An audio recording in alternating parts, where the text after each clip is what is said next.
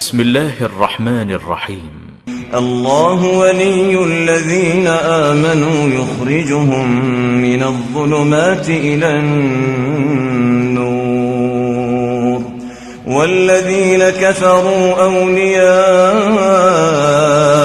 الطاغوت يخرجونهم من النور إلى الظلمات أولئك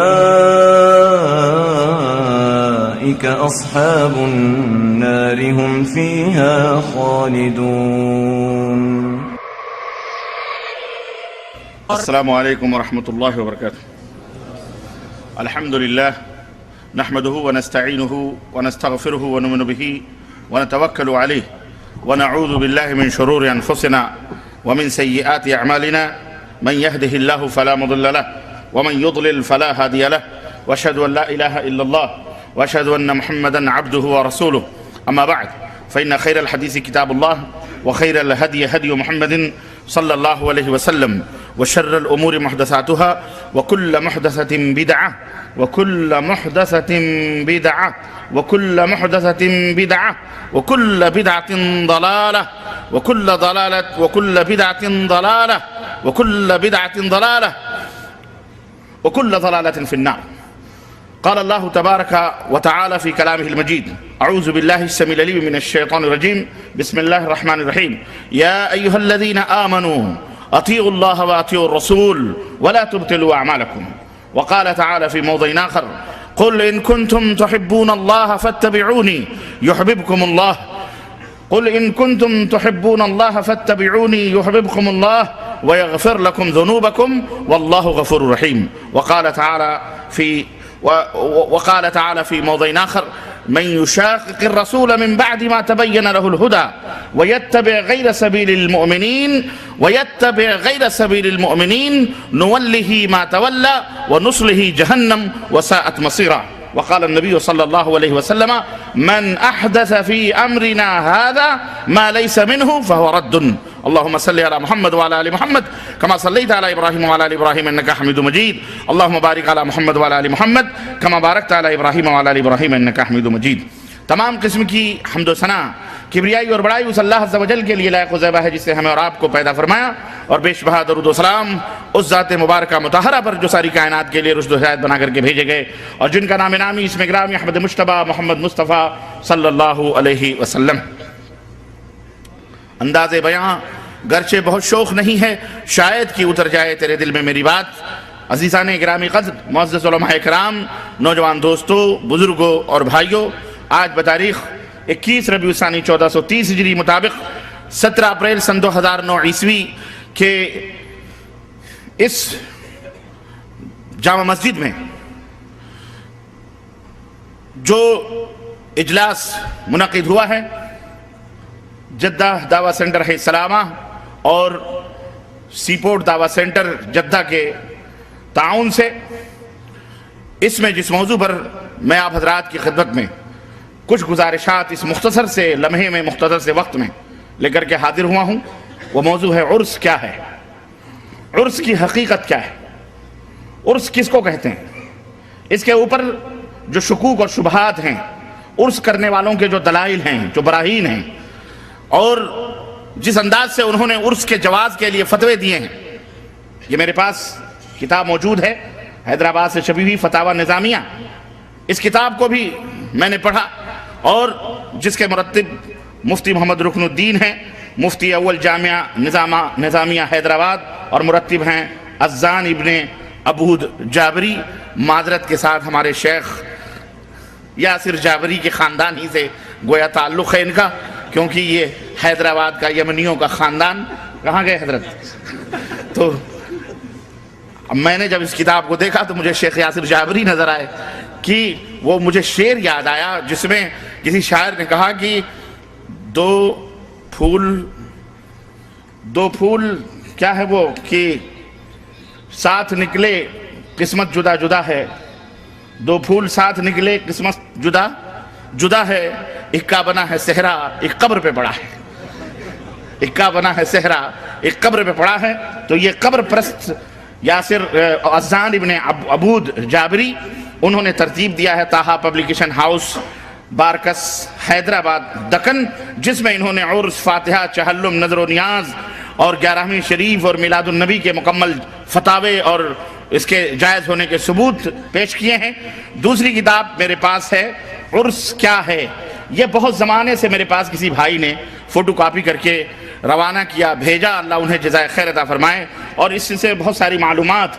تو یہ کتاب جب میں نے پڑھی تو مجھے حیرت ہوئی کہ واقعتاً اس کتاب کے موضوع پر یا اس طرح کے موضوعات پر کوئی چیز ان بدعتیوں کو اس کے جواب میں نہیں دی گئی، یا تو ان کے ان اعتراضات کو، سوالات کو لائبوب ہی سمجھا گیا، ناقابل قدر سمجھا گیا، اور جہالت کا جواب تو خاموشی بھی ہے، جواب جاہلاں باشد خاموشی۔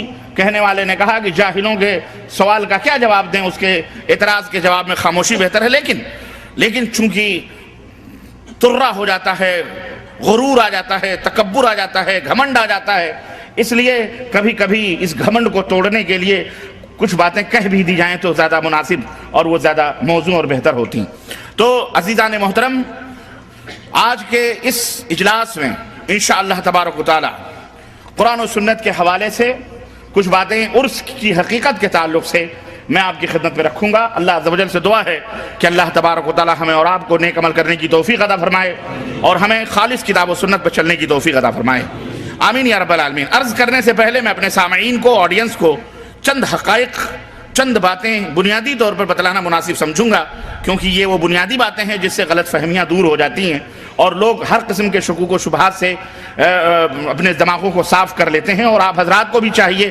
کہ اپنے دماغوں کو صاف کر لیں ہر قسم کے شکوک و شبہات سے، اپنے تعلق سے، اپنے میسج، اپنے مشن، اپنی تحریک، اپنی دعوت کے تعلق سے، اور اس دعوت کے جو شرکاء ہیں، جو رفیق کار ہیں، جو علماء ہیں، جو مشائخ ہیں، اور اس کی جو تنظیم ہے، جو تحریک ہے، جو جمعیت ہے، اس تعلق سے میں کچھ حقائق آپ کی خدمت میں رکھنے کی شروع میں کوشش کر رہا ہوں۔ اس کے بعد عرس کی حقیقت کیا ہے وہ میں آپ حضرات کی خدمت میں رکھوں گا، قرآن و سنت کے حوالے سے۔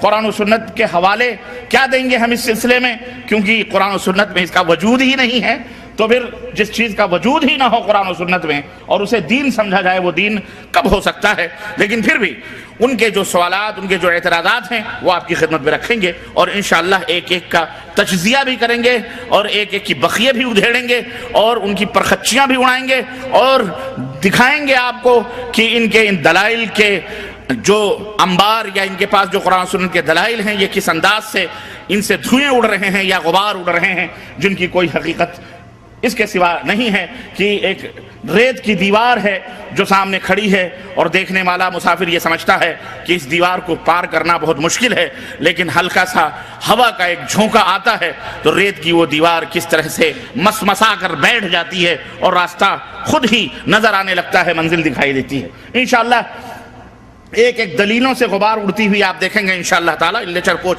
دلیلوں سے۔ اللہ عز و جل سے دعا ہے کہ اللہ تعالی ہم سب کو ابطال باطل اور احقاق حق کی توفیق عطا فرمائے۔ اللہم ارنا حقا، اللہم ارنا حقا، اللہم ارنا حقا حقا وارزقنا اتباعہ۔ اے اللہ ہمیں حق کو حق دکھلا اور اس کے اتباع کرنے کی توفیق عطا فرما۔ وارنا باطلا وارنا الباطل باطلا وارزقنا اجتنابہ، اور اے اللہ ہمیں باطل کو باطل بتلا، دکھلا، اور اس سے پرہیز کرنے کی توفیق عطا فرما، آمین یا رب العالمین۔ چند باتیں بنیادی طور پر، وقت بہت کم ہے اس لیے آپ جلدی جلدی سمجھنے کی کوشش کریں، میرے پاس اتنا ٹائم نہیں ہے، کیونکہ مغرب اور عشاء کے درمیان کا جو وقت ہوتا ہے بہت شارٹ ہوتا ہے، اور معذرت کے ساتھ اگر 10-5 منٹ تھوڑی اگر تاخیر ہو جائے منتظمین سے تو میں گزارش کروں گا کہ تھوڑی سی تاخیر 10-15 منٹ کر لیں، اس کے بعد انشاءاللہ جماعت کھڑی ہو جائے گی، نماز ادا کر لیں گے، بیچ میں ڈسٹرب نہ کریں پلیز۔ خیر، عرض کرنے کا مطلب چند بنیادی بات ہے۔ قرآن کریم کے حوالے سے اللہ رب العزت کا فرمان، اللہ رب العزت ارشاد فرمایا، اے وہ لوگو جو ایمان لائے ہو، اطیعوا اللہ واطیعوا الرسول، اللہ کی اطاعت کرو اور رسول کی اطاعت کرو، ولا تبطلوا اعمالکم، اور اپنے اعمال کو باطل نہ کرو، اپنے اعمال کو باطل نہ کرو۔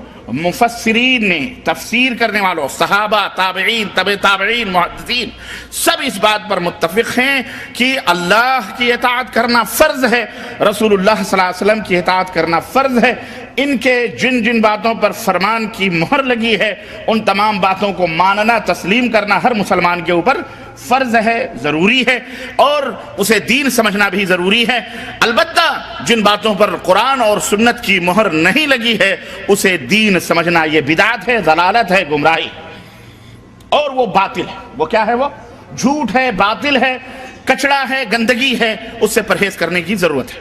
ٹھیک بات سمجھ میں آ رہی ہے؟ قرآن کریم کی دوسری آیت کریمہ اللہ رب العزت نے فرمایا، اے میرے حبیب آپ کہہ دیجئے کہ اگر تم اللہ سے محبت کرتے ہو فاتبعونی، تو میری اتباع کرو، میری پیروی کرو، میری اطاعت کرو، میرے پیچھے پیچھے چلو، یحببکم اللہ، اللہ کے تم ولی بن جاؤ گے، اللہ تم سے محبت کرنے لگے، اللہ تم سے محبت کرے گا، اور اس کا ثمرہ، اس کا پھل، اس کا نتیجہ، اس کا بدلہ کیا ہوگا؟ وَيَغْفِرْ لَكُمْ ذُنُوبَكُمْ، اللہ تمہارے گناہوں کو معاف فرما دے گا۔ کتنی بڑی دولت ہے، اللہ تمہارے گناہوں کو معاف فرما دے گا۔ واللہ غفور الرحیم، اور یاد رکھو اللہ بہت بڑا معاف کرنے والا، رحم فرمانے والا ہے۔ تیسری آیت کریمہ جو میں پڑھی ہے، اللہ رب العزت نے فرمایا کہ اور سنو، جو لوگ من یشاقق الرسول من بعد ما تبین له الہدی، ہدایت آ جانے کے بعد، وضاحت آ جانے کے بعد، قرآن و سنت کے دلائل اور فرامین آ جانے کے بعد جو لوگ رسول کو ایذا پہنچاتے ہیں، تکلیف پہنچاتے ہیں، وَيَتَّبِعْ غَيْرَ سَبِيلِ الْمُؤْمِنِينَ، اور مومنوں کے راستوں کو چھوڑ کر کوئی اور راستہ اپناتے ہیں، اور یہ مومنین صادقین من الانصار والمہاجرین سب سے پہلے صحابہ اور تابعین، اور سب سے پہلے مومن حضرت محمد الرسول اللہ صلی اللہ علیہ وسلم، اور ان کے زمانے کے تابعین، ان کے زمانے کے صحابہ ابو بکر، عمر، فاروق، عثمان، صحابہ صحابیات 1,24,000 کم و بیش بعض روایتوں کے حساب سے، یہ سارے مومنین ہیں، یہ سارے مومنین ہیں، صادقین ہیں۔ کون ہیں یہ؟ صادقین ہیں، جن کے بخشش کی اور جن سے راضی پر رضا رہنے کی خود قرآن کریم میں اللہ عز و جل نے شہادت دی ہے کہ رضی اللہ عنہم ورضوا عنہ، اللہ ان سے راضی ہے اور یہ اللہ سے راضی۔ یہ وہ جنتی گروہ ہے جو نبی کے زیر سایہ، جنہوں نے تربیت پائی، جن کے دلوں کو، جن کے جسموں کو رب ذوالجلال نے خرید لیا تھا۔ کس لیے؟ پیغمبر اسلام حضرت محمد الرسول اللہ صلی اللہ علیہ وسلم کے نقش قدم پر چلنے کے لیے۔ یہ وہ نقش اول ہیں، یہ وہ لوح مشق ہیں۔ وحی اترتی تھی نبی پر، تجربہ ہوتا تھا صحابہ پر، تھا ایسا تھی نہیں تھا۔ وحی اترتی تھی محمد الرسول اللہ صلی اللہ علیہ وسلم پر، وَأَقِیمُوا الصَّلَاةَ وَآتُوا الزَّکَاةَ، نماز قائم کرو، زکوٰۃ ادا کرو۔ اور لوح مشق اور عملی طور پر حکم کس کو دیا جاتا تھا؟ صحابہ کرام رضوان اللہ علیہم اجمعین پر، اور وہ پہلے نقش تھے۔ یہی ہے وَيَتَّبِعْ غَيْرَ سَبِيلِ الْمُؤْمِنِينَ، مومنوں کے راستوں کو چھوڑ کر کوئی اور راستہ اپنانا، کوئی اور راستے پر عمل کرنا۔ اللہ فرماتا ہے نُوَلِّهِ مَا تَوَلَّىٰ، اس نے جو راستہ اختیار کیا ہے نبی اور صحابہ کے راستوں کو چھوڑ کر، یا ان کے نقش قدم پر چلنے والوں کے راستوں کو چھوڑ کر، اس نے جو دوسرا راستہ اختیار کیا ہے، اللہ فرماتا ہے ہم اسے اسی راہ پر چھوڑ دیں گے، وہ اسی راہ پر چلتا جائے گا، چلتا جائے گا۔ نُوَلِّهِ مَا تَوَلَّىٰ، جس راستے پر وہ چل رہا ہے، وَنُصْلِهِ جَهَنَّمَ، اور اسی راستے سے ہم اسے جہنم میں داخل کریں گے۔ وَسَاءَتْ مَصِيرًا، اور جہنم کتنا برا ٹھکانہ ہے، اللہ ہم سب کو جہنم سے محفوظ رکھے، آمین یا رب العالمین۔ نبی کریم صلی اللہ علیہ وسلم نے فرمایا من احدث فی امرنا ھذا، ہمارے لائے ہوئے اس دین میں، اس حکم میں جو شخص کسی نئی بات کا اضافہ کرے فہو رد، تو وہ مردود ہے، وہ بات بھی مردود ہے اور وہ عمل کرنے والا بھی مردود ہے۔ صحیح بخاری کی روایت۔ میرے عزیزو، میرے دوستو، قرآن کریم کی یہ آیات اور ایک حدیث پاک کی روشنی سے واضح طور پر یہ معلوم ہوا کہ اللہ اور اس کے رسول کی باتوں پر عمل کرنا ہمارے لیے ضروری ہے، اور کسی کی باتوں کے اوپر عمل کرنا ہمارے لیے ضروری۔ اور اگر کوئی شخص، کوئی بھی امتی بڑا ہو یا چھوٹا، کوئی بھی امتی بڑا ہو یا چھوٹا، نبی کریم صلی اللہ علیہ وسلم کی مخالفت میں کوئی نیا کام ایجاد کرتا ہے، یا اپنے طور پر کسی چیز کو دین سمجھ کر اسے رائج کرتا ہے، وہ کسی امت، نبی کی امت کے اوپر، اس کے اوپر عمل کرنا واجب اور ضروری نہیں ہے، بلکہ وہ بدعت ہے۔ وہ کیا ہے؟ بدعت ہے، اور ہر بدعت گمراہی ہے، اور ہر گمراہی جہنم میں پہنچانے والی ہے۔ تو ہمارا ایمان اور عقیدہ ہے کہ دین وہی ہے جو اللہ نے اپنے نبی پر نازل فرمایا اور نبی نے اپنے صحابہ کو بتلایا اور صحابہ نے اپنے شاگردوں کو سمجھایا اور بتلایا، اسی کو ہم دین مانتے ہیں۔ اس کے علاوہ ہم ہر چیز کو جو دین میں شامل کی جائے اسے بے دینی مانتے ہیں، اسے ہم دین سے جدا تصور کرتے ہیں۔ بات سمجھ میں آئی کہ نہیں آئی؟ اب کوئی بھی عمل دنیا میں قیامت تک کے لیے اپنایا جائے، اس کے لیے ضروری ہے کہ وہ اپنے پس پشت قرآن کی دلیل، حدیث کی دلیل، صحابہ کرام رضوان اللہ علیہم اجمعین کی دلیل اس کے پاس ہونی چاہیے۔ علیکم بسنتی و سنت الخلفاء الراشدین المہدیین، تمہارے لیے میری سنت اور میرے خلفاء راشدین کی سنت کو لازم پکڑنا ضروری ہے۔ ایک بنیادی بات تو یہ ہے کہ ہماری دعوت کی اساس اور بنیاد اتباع پر ہے، توحید پر ہے، تقلید اور اندھی تقلید اور ہر ایک کے پیچھے دوڑنے کے اوپر نہیں۔ ہم اطاعت اور اتباع کے قائل ہیں، ہم تقلید کو حرام سمجھتے ہیں۔ تقلید کو ہم کیا سمجھتے ہیں؟ حرام سمجھتے ہیں، اندھی تقلید کو، کسی کے پیچھے دوڑنے کو بغیر دلیل اور بغیر ثبوت کے۔ دوسری بات یہ ایک بات ہے، دوسری بات یہ ذہن میں رکھیں کہ قرآن اور احادیث کی دلیل دے دینا کمال نہیں ہے، بلکہ قرآن اور احادیث کی دلیلوں کو اس انداز سے سمجھنا جس طرح سے ہمارے سلف نے سمجھا ہے، نبی کریم صلی اللہ علیہ وسلم نے جس طرح اپنے صحابہ کو سمجھایا ہے، صحابہ نے اپنے شاگردوں کو، اپنے اطاعت کرنے، اپنی پیروی کرنے والے، اپنے پیچھے آنے والے تابعین کو، تبع تابعین کو سمجھایا ہے، اسی طرح سے قرآن و حدیث کو سمجھا جائے گا۔ اب اس کے علاوہ جو سلف سے جس کی تفسیر یا جس کی تشریح ثابت نہیں ہوگی، صحابہ نے جس کے اوپر عمل نہ کیا ہوگا، تابعین نے جسے نہ اپنایا ہوگا، اسے ہم ماننے کے لیے تیار۔ قرآن اور احادیث میں کسی کو اجازت نہیں دیں گے کہ ہم اپنی طرف سے کوئی اپنے فہم، اپنی فکر، اپنے نظریہ یا اپنا عقیدہ اپنی مرضی سے کوئی بھی اختیار کرے، ہم اس کو ماننے کے لیے تیار نہیں ہیں، چاہے وہ اپنے بڑے سے بڑا کوئی عالم ہو، چاہے کوئی شیخ الحدیث ہو، چاہے کوئی بھی۔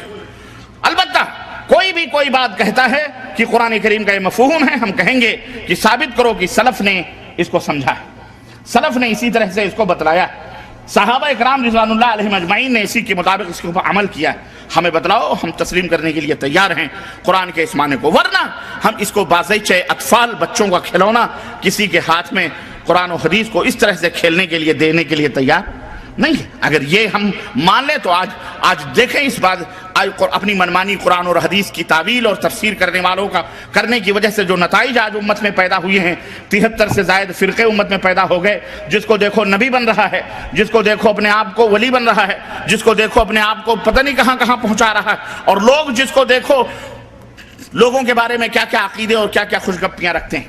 ایک چیز یہ وضاحت بھی ضروری تھی جس کو آپ کو بتلانا بہت ضروری ہے۔ تیسری بات بنیادی طور پر میرے عزیزوں، میرے دوستوں، اللہ رب العزت نے فرمایا قرآن کریم میں کہ مسلمانوں سنو، تمہارے سب سے بڑے دشمن، پکے دشمن اس دنیا کے اندر یہودی۔ کون ہے؟ یہودی بڑے دشمن ہیں تمہارے۔ والذین اشرکوا، اور وہ جو شرک کرتے ہیں، یہ مومنوں کے پرلے درجے کے بڑے دشمن ہیں۔ یہودیوں کو اللہ کے رسول صلی اللہ علیہ وسلم نے جنگ کی، غزوہ خیبر میں آپ کو معلوم ہے وہ لڑائی، گھیرا، قتل ہوا، ان کے دلوں کے اندر بغض اور حسد اور کینہ، وہ نبی کریم صلی اللہ علیہ وسلم کے اوپر کتنی دفعہ انہوں نے حملے کیے، نبوت کے چراغ کو گل کرنے کی کوشش کی۔ یہ اور بات ہے کہ اللہ تعالیٰ نے ہر ایک شر سے اللہ کے نبی کو محفوظ رکھا، لیکن ان کے دلوں کے اندر بغض اور حسد کی وہ بھٹی سلگتی رہی، اور وہ چاہتے تھے کہ کسی طرح سے اسلام اور مسلمانوں کو زخم پہنچائیں، لیکن آمنے سامنے ان کی کو ہمت نہ ہوئی۔ مدینے کے اندر خود نبی کریم صلی اللہ علیہ وسلم کو گھیرنے کی کوشش کی گئی، کفار مکہ کو شہ دی گئی، بلایا گیا، اور کس طرح سے غزوہ خندق اور کس طرح سے مختلف غزوات ہوئے انہی یہودی خبیثوں کی وجہ سے، اور وہ چاہتے تھے کسی طرح کے مسلمانوں کو نیست و نابود کر دیا جائے۔ یعنی یہ اصلی دشمن یہ تمہارے یہودی اسلام اور مسلمانوں کو کبھی برداشت نہیں کر سکتے۔ اللہ رب العزت نے اس کی وضاحت قرآن کریم میں فرما دی ہے۔ میرے عزیزوں، میرے دوستوں اور بھائیوں، اللہ کے حبیب صلی اللہ علیہ وسلم کی وفات ہوئی، آپ مر گئے، اور آپ نے مرتے وقت یہ کلمہ اپنی زبان سے ارشاد فرمایا تھا کہ لعن اللہ الیہود والنصارى اتخذوا قبور انبیائہم مساجدا او صالحیہم مساجدا۔ اللہ کی لعنت ہو، لعنت عربوں کا اگر کسی کے اوپر لعنت بھیجنا، میں سمجھتا ہوں کہ قتل سے زیادہ سخت جملہ یہ ہے، تلوار کی کاٹ سے زیادہ سخت بات یہ ہے کہ یہ کسی کے اوپر لعنت بھیج دی جائے۔ اللہ کے رسول صلی اللہ علیہ وسلم نے مرتے وقت اپنی امت کو ڈرایا اور فرمایا کہ لعن اللہ الیہود والنصارى، اللہ کی دھتکار ہو، طرد من الرحمہ، اللعنت الطرد من الرحمہ، اللہ کی رحمتوں سے دھتکار دینا، پھٹکار دینا۔ اللہ کے نبی نے بد دعا فرمائی اور فرمایا کہ یہود و نصارہ پر لعنت ہو اللہ کی، جنہوں نے اپنے نبیوں، اپنے صالحین کی قبروں کو سجدہ گاہ بنا دیا، مساجد بنا دیا۔ یہ جملہ اتنا سخت تھا، یہودی اس کو برداشت نہیں کر سکتے تھے۔ ٹھیک ہے، اللہ کے نبی چلے گئے، ان کا انتقام لینے کا جذبہ بھڑکتا رہا، انہوں نے پلاننگ کی، اور آپ کو معلوم ہے وہ تاریخی سلسلوں میں آپ کو الجھانا نہیں چاہتا، نہ لے جانا چاہ رہا کہ حضرت عثمان غنی کا دور آیا، فتنے کا دروازہ کھلا، عبداللہ ابن سبا یہودی آیا اور اس نے کلمہ پڑھ کر اسلام کا کلمہ پڑھ کر مسلمانوں میں کس طرح سے عقیدگیوں کو اس نے بدعقیدیوں کو ایجاد کیا اور مسلمانوں کو اس کا قائل کروایا۔ اور ان کی ایک سب سے بڑی سازش اور کوشش یہ ہوتی تھی کہ وہ اپنی مرضی اپنا کام مسلمانوں سے لیتے تھے، ٹائٹل وہ استعمال کرتے تھے، لاتے تھے، عنوان دیتے تھے حسین اور خوبصورت، اور کام پش کرتے تھے مسلمانوں میں۔ جو بیچارے بھولے بھالے مسلمان تھے ان کے ذریعے سے وہ اسلام میں داخل کر کے اچھا ٹائٹل دیتے تھے، اسلام میں داخل کر کے مسلمانوں سے لیتے تھے، جس کا نتیجہ آج امت کے اندر موجود ہے۔ یہ رجب کے کنڈے اسی کی پیداوار ہے، اور عید میلاد النبی اسی کی پیداوار ہے، یہ نیاز، یہ فاتحے، یہ قبر۔ انہوں نے سوچا اچھا جا رہے ہو اور جاتے جاتے تم ہمارے اوپر لعنت بھیجتے جا رہے ہو، یاد رکھو تمہاری امت کو جب تک اس کے اندر ملوث نہ کریں گے ہمارا بھی نام یہودی نہیں ہے۔ آخر انہوں نے جس بیماری کی وجہ سے ان کے اوپر اللہ کے حبیب نے لعنت بھیجی، انہوں نے اللہ کے حبیب کی امت کو اسی بیماری میں مبتلا کیا۔ اور وہ بیماری کیا تھی؟ بولو، اتخذوا قبور انبیائہم او صالحیہم مساجدا، انہوں نے اپنے صالحین، اپنے نبیوں کی قبروں کو سجدہ گاہ بنایا تھا، میلے اور ٹھیلے اور تیوہار کا دن بنایا تھا۔ وہاں جا کر کے یہ اپنے دعائیں کرتے تھے، مشکل کشائی کرواتے تھے، حاجت روائی کے لیے حاضر ہوتے تے۔ یہودیوں نے کہا اچھا جاؤ پھر میں نپٹتا ہوں، اور نپٹے کہ نہیں نپٹے۔ آج تقریباً 60-65% مسلمانوں کی آبادی بر صغیر ہندوستان پاکستان کے اندر اس بلائے عظیم کے اندر مبتلا ہے کہ نہیں مبتلا ہے؟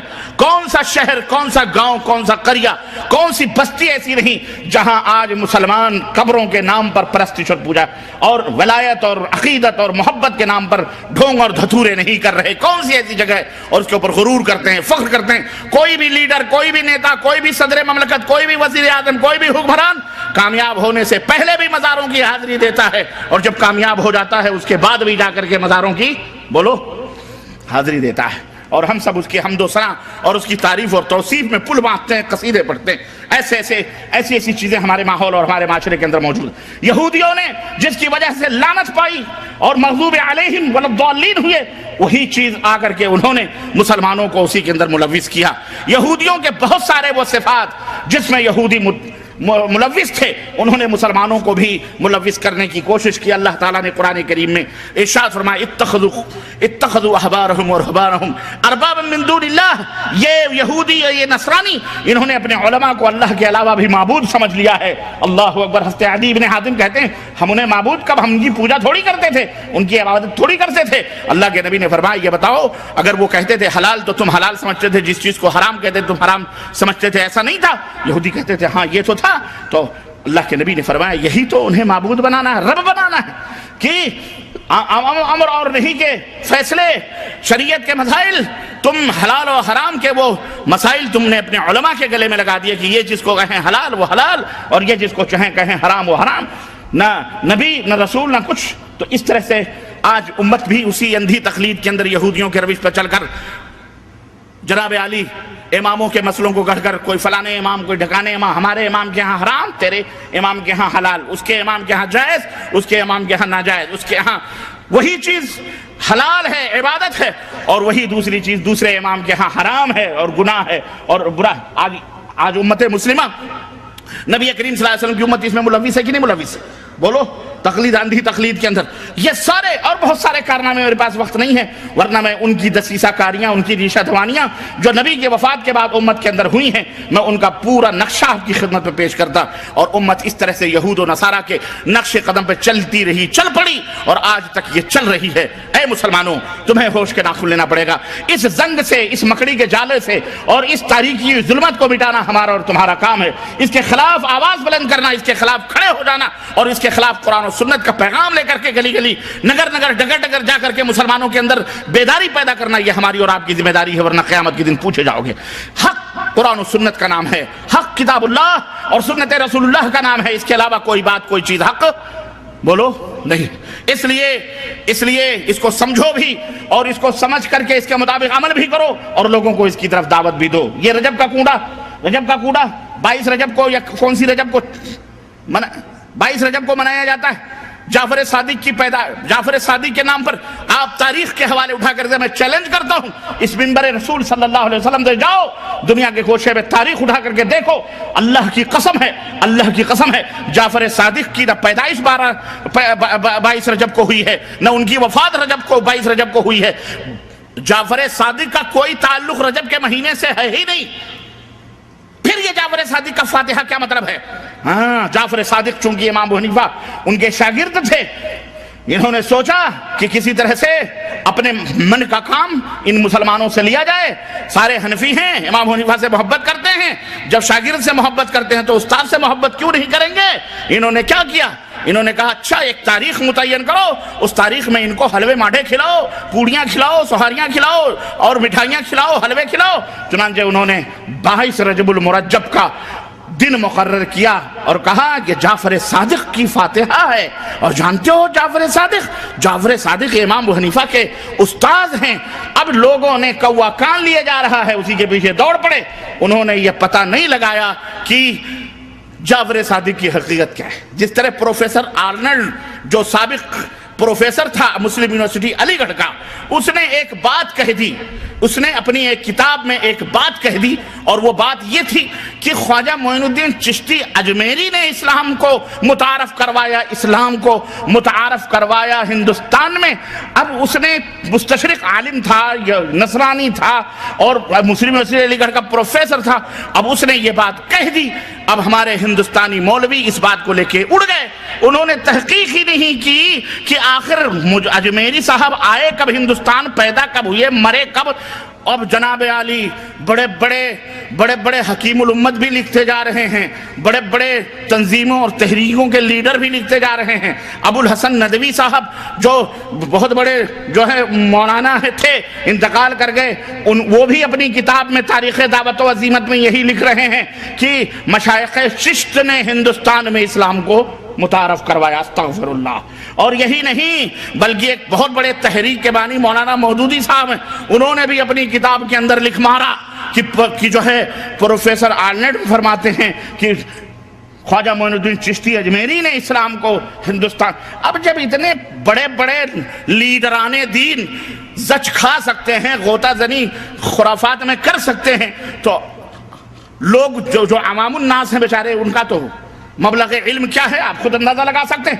چنانچہ ہمارے بر صغیر میں مشہور ہو گیا کہ جناب علی خواجہ صاحب لائے ہیں، خواجہ صاحب دین کو لائے ہیں ہندوستان میں۔ ہند کے راجہ کون ہیں؟ بولو ہند کے راجہ کون ہیں؟ معین الدین چشتی اجمیری لائے ہیں۔ اب صاحب دیکھو، صاحب وہی رٹ رہے ہیں کہ نہیں رٹ رہے؟ خواجہ صاحب نے 600 برس اسلام کے 600 برس کے بعد خواجہ معین الدین چشتی اجمیری کہاں پیدا؟ سنجر میں پیدا ہو رہے ہیں۔ وہ جو افغانستان سے ادھر کا علاقہ ہے ماورا النہر کا، پیدا وہاں ہو رہے ہیں۔ کہاں سے ٹھوکریں اوکریں کھاتے کھواتے، مجاوری کرتے ہوئے، قبر پوجتے ہوئے، داتا گنج حجویری کے مزار پر 3 سال تک مراقبہ اور پتہ نہیں خرافات اور جھاڑو کشی کرتے کیسے وہ اجمیر پہنچے، جو راجاؤں اور ٹھاکروں کا دیش تھا جسے راجستھان کہتے ہیں، اجمیر کے، اور وہاں پہنچ کر کے انہوں نے اپنے 600 یعنی 600 برس تک اسلام ہندوستان میں آئے نہیں۔ کسی کو یہ سوچنے کی نوبت نہیں ملی کہ محمد ابن قاسم رحمت اللہ علیہ 93 ہجری میں سندھ کے دروازے کھٹکھٹا رہے تھے اپنی 12,000 فوجوں کو لے کر، جو محدثین کی، علماء ربانیین کی ٹیم تھی، 12,000 مجاہدین سندھ کے دروازے کو کھٹکھٹا ہی نہیں رہے تھے، بلکہ گھوڑوں کی ٹانپوں سے ملتان اور سندھ کی سرزمینوں کو سبزہ زار بنا رہے تھے، رحمت و شفقت کا جو ہے شامیانہ کر رہے تھے، اور لوگ جوخ در جوخ اسلام قبول کر رہے تھے۔ 93 ہجری میں اس وقت امام ابو حنیفہ رحمۃ اللہ علیہ بھی نابالغ تھے، 13 برس کے تھے۔ کتنے برس کے تھے؟ لیکن کوا کان لیا جاتا ہے جب آدمی اندھا ہو جائے تو اس کا کیا علاج ہے؟ اس کا یہ علاج ہے جو جب بھی ایک آدمی اندھی چال چل گیا تو اس کو جدھر بھی ڈھکیلو بھیڑ کو تو بھیڑ کی طرح چلتی۔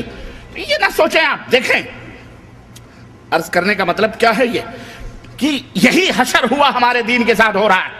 جس نے جو کہہ دیا، حضرت ہیں، علامہ ہیں، محقق ہیں، الحاج ہیں، فلانے ہیں، آپ نام کے پہلے جو القاب ہوتے ہیں وہی سجدہ ریز ہو جاتے ہیں، عقیدت و محبت میں وہی تلوے چاٹنے شروع کر دیتے ہیں، وہیں سو جاتے ہیں، تو پھر آگے آپ کا کیا، آپ کیسے تحقیق کریں گے؟ لیکن نہیں، سنو، مومن کی یہ شان نہیں ہے۔ مومن کی شان کیا ہے؟ یا ایھا الذین آمنوا ان جاءکم فاسق بنبأ فتبینوا۔ مومن کی علامت یہ ہے کہ کوئی بھی خبر اس تک پہنچتی ہے اس کی تحقیق کرتا ہے، بغیر تحقیق کے وہ فیصلہ، تو محقق وہ بنو، محقق، ان جاہل مولویوں کی طرح گدھے نہ بنو، ان جاہل ملاؤں کی طرح اندھے لولے لنگڑے نہ بنو۔ یہ تو خود ہی اندھا مقلد، اندھا کیا نابینا، کیا بینا والوں کی رہنمائی کرے گا؟ اندھے خود ہیں، جس طرح کنویں میں جا رہے ہیں سب کو کنویں میں ڈھکیل رہے ہیں۔ اللہ کے لیے میرے عزیزو سدھرنے کی کوشش کرو۔ یہودیوں نے سوچا ان کو کسی نہ کسی سے برباد کرنا، اور مسلسل چالو ہے بربادی۔ یہ نسل کشی تو آج کچھ 50-60 سال سے فلسطین کی سرزمین پر وہ کر رہے ہیں، اس سے پہلے وہ آگ اور زہر ہمارے درمیان ڈال چکے ہیں، اور یہ اب مار رہے ہیں۔ کیوں؟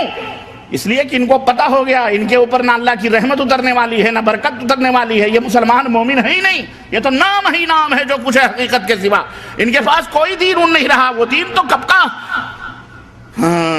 شعر بھی کہا انہوں نے، اور اسی زمانے میں کہا جب سلطان صلاح الدین ایوبی رحمت اللہ علیہ نے ان کی گوشمالیاں کی، اسی زمانے میں ان ذلیلوں نے، اور آج بھی کہتے ہیں، عربوں کا شعر، عرب سمجھتے ہیں، میں آپ کو بتاتا ہوں، کہا حط المشمش علی التفاح، حط المشمش علی التفاح دین محمد واللہ راہ۔ آج نعرے لگاتے ہیں، کہتے ہیں سیب کے اوپر مشمش ڈال کے کھاؤ، سیبوں پر مشمش ڈال کر کے، مشمش جانتے ہو نا، مشمش، سیب کے اوپر مشمش ڈال کر کے کھاؤ، مزہ لو، کیونکہ محمد کا دین واللہ راہ چلا گیا، خلاص اب محمد کا دین باقی۔ اللہ، کتنا بڑا جوتا ہے۔ اس حقیقت کا علم ان یہودیوں کو ہے، لیکن یہودیوں کے گزنت، یہودیوں کے ڈسے ہوئے یہ ملا نے اس حقیقت کو نہیں سمجھ رہے۔ اللہ کے نبی نے لعنت بھیجی، کہا تمہیں اس لعنت میں ملوث کریں گے۔ اللہ کے نبی، اللہ نے قرآن میں کہا کہ انہوں نے اپنے مولویوں کو رب کا درجہ دیا ہوا، کہا چلو تمہیں بھی ہم عقیدت و محبت کے نام پر رب کا درجہ دیا ہوا۔ اللہ تعالیٰ، اللہ کے نبی صلی اللہ علیہ وسلم نے ہر بدعت کو گمراہی قرار دیا، انہوں نے کہا نہیں، بدعت بھی اچھی بدعت ہوتی۔ ہم نے کہا کوئی سنڈاس بھی اچھا ہوتا ہے، گو ہے، سنڈاس ہے، گندگی ہے، یہ بھی اچھی ہوتی، ہمارے مولویوں کہا یہ بھی اچھی ہے۔ تو ان کو بولو حلوہ ماٹا کھا لو، حلوہ سمجھ کر کے۔ اور مولانا اشرف علی صاحب تھانوی نے لکھا ہے کتاب میں، شمائم امدادیہ، مولانا امداد اللہ مہاجر مکی، ان کے حوالے سے میں بتاؤں، کرامت یہ بھی ہے، سنو، کہا کہ ہر روپ دھارن کر سکتے ہیں آپ۔ کہنے لگے کہ حضرت جنید بغدادی رحمت اللہ علیہ ایک دفعہ بیٹھے ہوئے تھے، یہ مولانا امداد اللہ مہاجر مکی، یہ وہ گائے ہے جس کا دودھ، جس کے پیٹ سے 2 بچے پیدا ہوئے۔ یہ حقیقت ہے اور میں بیان کر رہا ہوں، یہ عرس اور میلے کا بھی اسی سے تعلق۔ اس کے پیٹ سے 2 بچے پیدا ہوئے، ایک دیوبند میں اور ایک بریلی میں۔ یہ دونوں بیٹھ گئے بریلی میں، خان صاحب وہاں ہیں، وہاں خان صاحب ہیں، اور یہاں شیخ صاحب ہیں، شیخ صدیقی۔ کون ہے؟ شیخ۔ یہ شیخ اور پٹھان کی لڑائی ہے اور کچھ لڑائی نہیں ہے، اور واللہ بدلا یہ شیخ اور پٹھان کی لڑائی ہے۔ یہ دین کی لڑائی، دین تو اس لیے انہوں نے بنا لیا ہے تاکہ روٹی بوٹی اگر ادھر جا رہی ہے تو ادھر بھی روٹی بوٹی آئے، ورنہ یہ دونوں ایک ہی رخ کے، ایک ہی سکے کے دو رخ ہیں، ایک ہی روپیہ ہے اس کے دو رخ ہیں، ادھر دال ہے اور ادھر با ہے، بریلی میں بے ہے اور دیوبند میں بولو، اور ان دونوں کو ملا لو تو کیا ہوتا ہے؟ انگریزی میں بھی بیڈ ہوگا، اردو میں تو بد آتا ہی ہے۔ عاقل صاحب دیوبند کے، ان کو تکلیف ہوتی ہوگی لیکن توبہ کر کے آ گئے ہیں ادھر، مکہ مدینہ آ گئے ہیں، سمجھ رہے ہیں؟ خیر، برا نہیں لگنا چاہیے، یہ ریفریشمنٹ ہے جو میں دے رہا ہوں، اور یہ ویسا ریفریشمنٹ نہیں ہے جو بچوں کو چاکلیٹ کھلانے کا، یہ حقیقت ہے، اس کی تہوں میں جاؤ گے تو تمہیں یہ حقیقت ملے گی۔ تو حاجی امداد اللہ مہاجر مکی فرماتے ہیں کہ جنید وقت، اگر میں وقت کا نام لوں تو ہمارا ایک بھائی اس میں بیٹھا ہوا ہے، اس کا دل کٹ جائے گا، وہ کہے گا میں پہلے کہتا تھا کہ اثر بات سے پروگرام تم لو، لیکن تم نے مغرب بات سے پروگرام رکھا ہے۔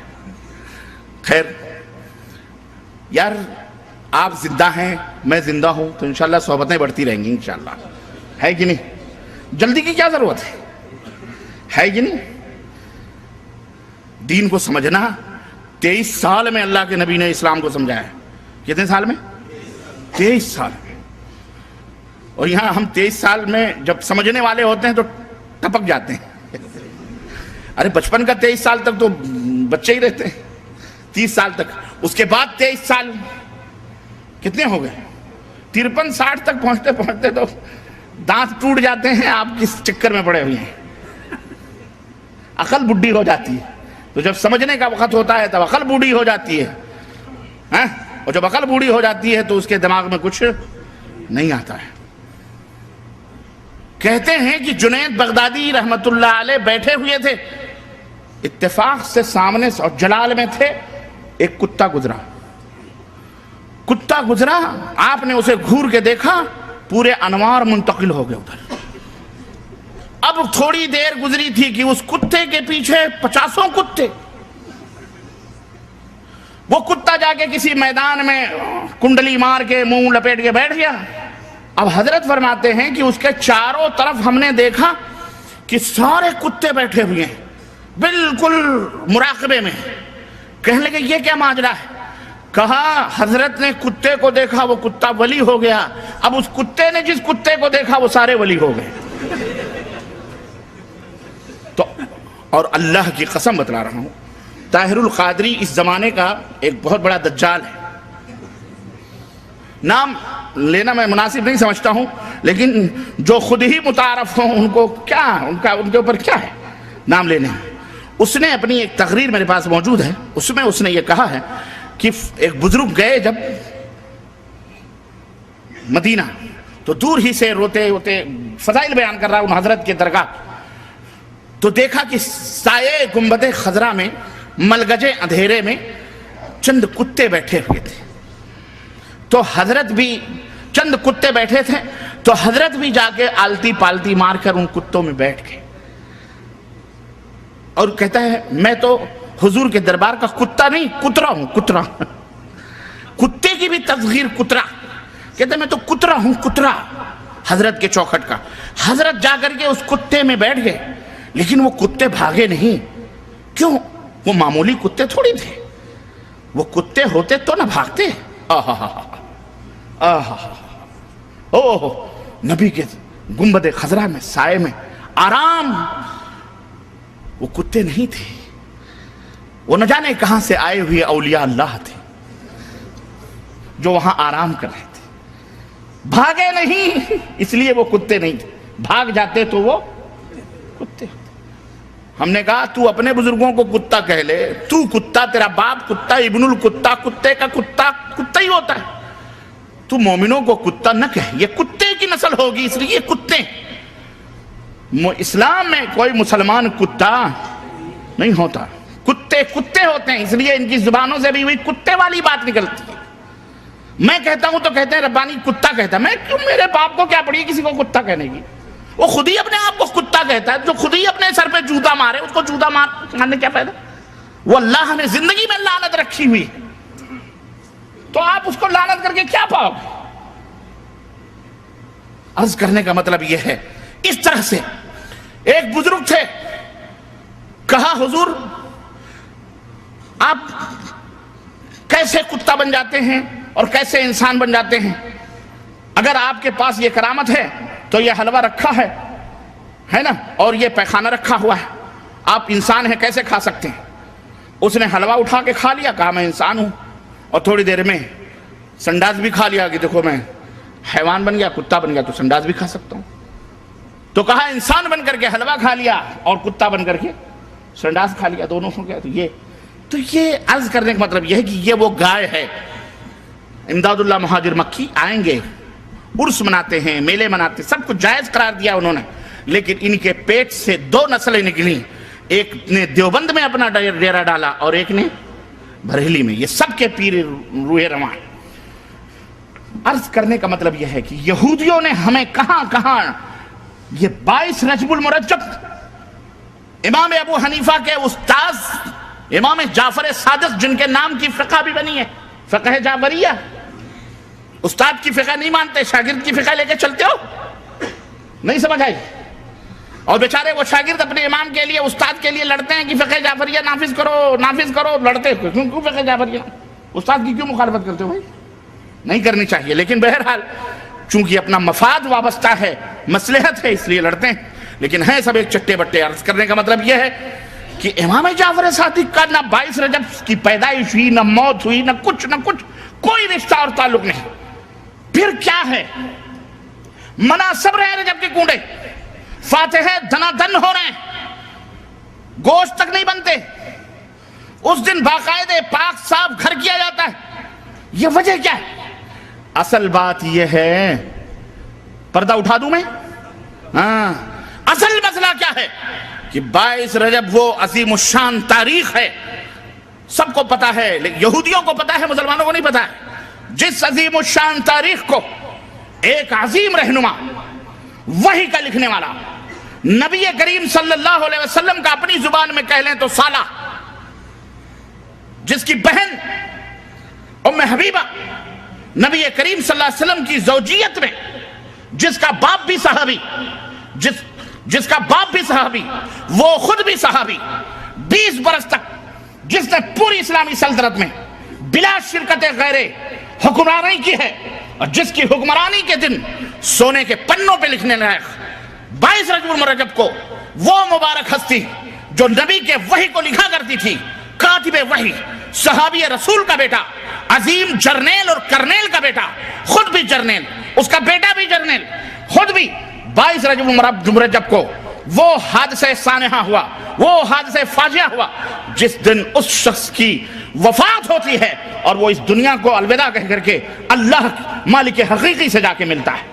22 رجب کی تاریخ وہ رجب تاریخ تھی جس نے یہودیوں کے چھکے چھڑائے تھے، جس نے یہودیوں کے دانتوں سے پسینے نکلوائے تھے. وہ تھے کون معلوم ہے؟ سیدنا امیر المومنین معاویہ ابن ابی سفیان رضی اللہ تعالی، زور سے کہو رضی اللہ تعالی، زور سے کہو رضی اللہ تعالی عنہما، تاکہ دشمنان کو چرکے چلیں، سینوں پر چرکے چلیں، ان کے یہودیوں کو بھی چرکے چلیں. اور یہودیوں کو کیا نسبت ہے؟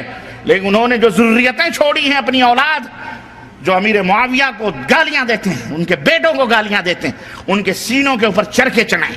وہ اپنے آپ کو مسلمان بھی کہتے ہیں.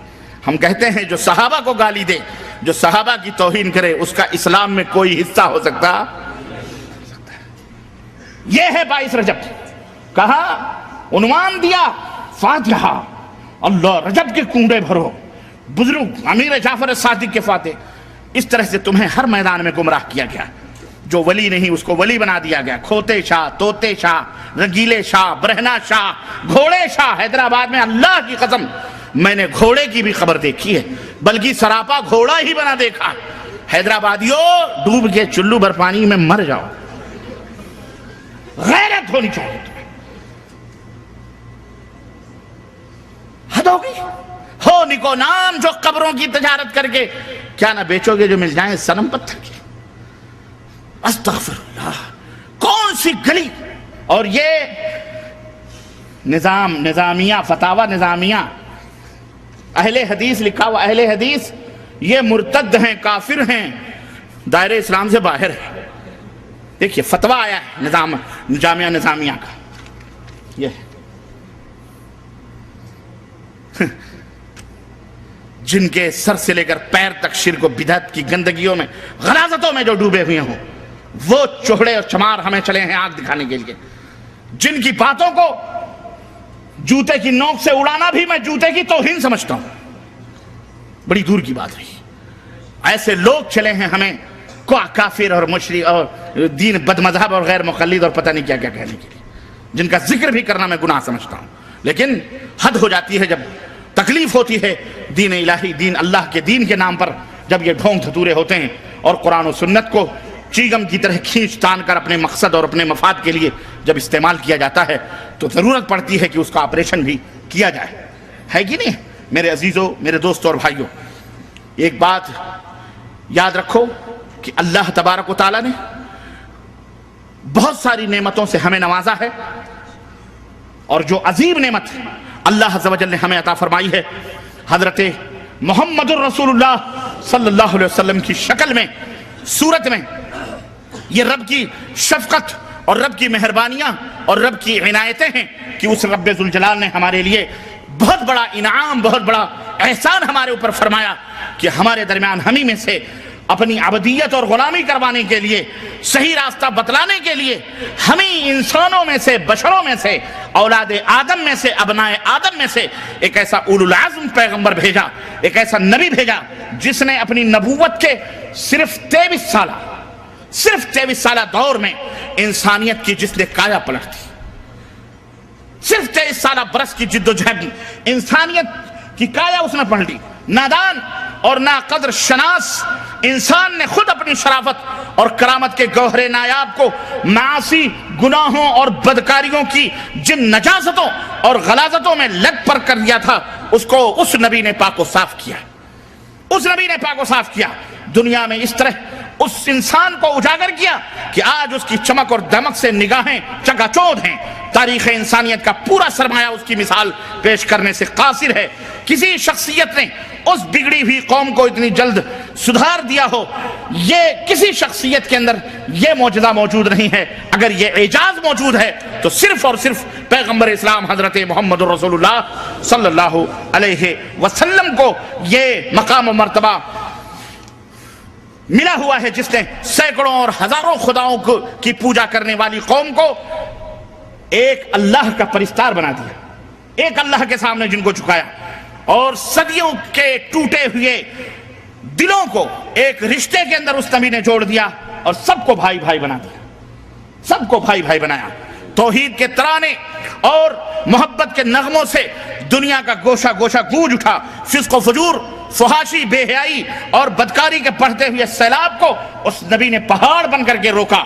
کمزوروں اور بے کسوں کی کراہتی ہوئی دنیا کو ظلم و استبداد کے آہنی پنجوں سے چھڑا کر امن و راحت کے ابدی گہوارے میں لا کر کے بٹھایا. اور کتنی سچی بات اس کے اللہ نے، ہمارے اور آپ کے رب نے، پاک پروردگار نے قرآن کریم میں بیان فرمائی ہے. ارشاد ربانی ہے، لقد من اللہ علی المؤمنین، لقد من اللہ علی المؤمنین اذ بعث فیہم رسولا من انفسہم یتلو علیہم آیاتہ ویزکیہم ویعلمہم الکتاب والحکمہ وان کانوا من قبل لفی ضلال مبین. بے شک اللہ نے مومنوں پر بڑا احسان کیا ہے، اور یقیناً یہ اللہ کا احسان ہے. کیا احسان، کیا انعام ہے کہ انہی کے جنس سے ان میں ایک ایسا رسول بھیجا، پیغمبر بھیجا جو ان کو اللہ کی آیتیں پڑھ پڑھ کر کے سناتا ہے، اللہ کی آیتیں پڑھ پڑھ کر کے سناتا ہے، ان کو ہر قسم کی گندگیوں سے پاک و صاف کرتا ہے. اور تیسرا مشن کیا ہے؟ ان کو کتاب الہی اور حکمت و دانائی کی باتیں بتلاتا اور سکھاتا ہے. یقیناً یہ لوگ رسول کی بعثت سے پہلے کھلی ہوئی گمراہیوں اور غلطیوں کے اندر مبتلا تھے. یہ پاک پروردگار کا فرمان ہے.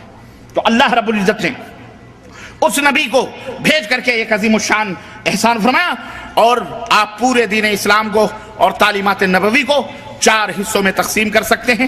ایک حصہ عقائد کا ہے، دوسرا حصہ عبادات کا ہے، تیسرا حصہ معاملات کا ہے، چوتھا حصہ اخلاقیات کا ہے۔ اس طرح پورے دین کو 4 چیزوں میں آپ متعین کر کے ان چاروں کی اصلاح اللہ کے حبیب حضرت محمد الرسول اللہ صلی اللہ علیہ وسلم نے کی، اور مکمل عقائد کی بھی، اخلاق کی بھی، معاملات کی بھی اور عبادات کی بھی کامل و مکمل تعلیم ہمارے نبی حضرت محمد الرسول اللہ صلی اللہ علیہ وسلم دے کر کے اس دنیا سے رخصت ہوئے۔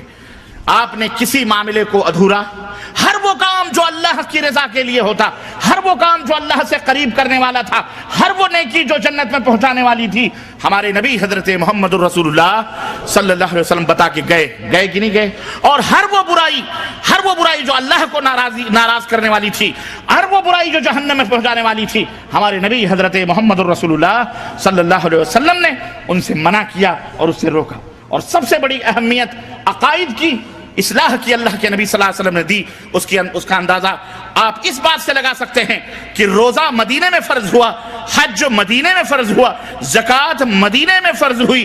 23 برس تک اللہ کے نبی نے صرف ایک عقیدے کی اصلاح کے اوپر آپ نے اپنے وقت کو صرف کیا۔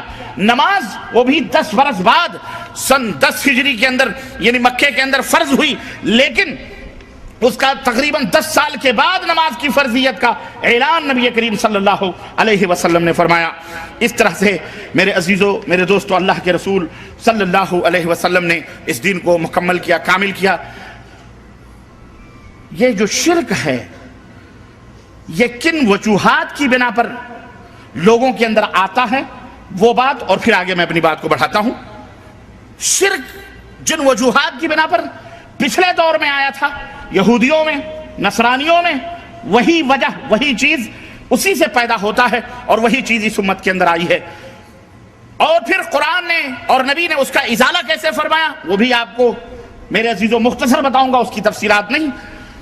دیکھو، اللہ تبارک و تعالیٰ نے قرآن کریم میں ارشاد فرمایا، وَمَا يُؤْمِنُ أَكْثَرُهُمْ بِاللَّهِ إِلَّا وَهُمْ مُشْرِكُونَ، سورہ یوسف آیت نمبر 106۔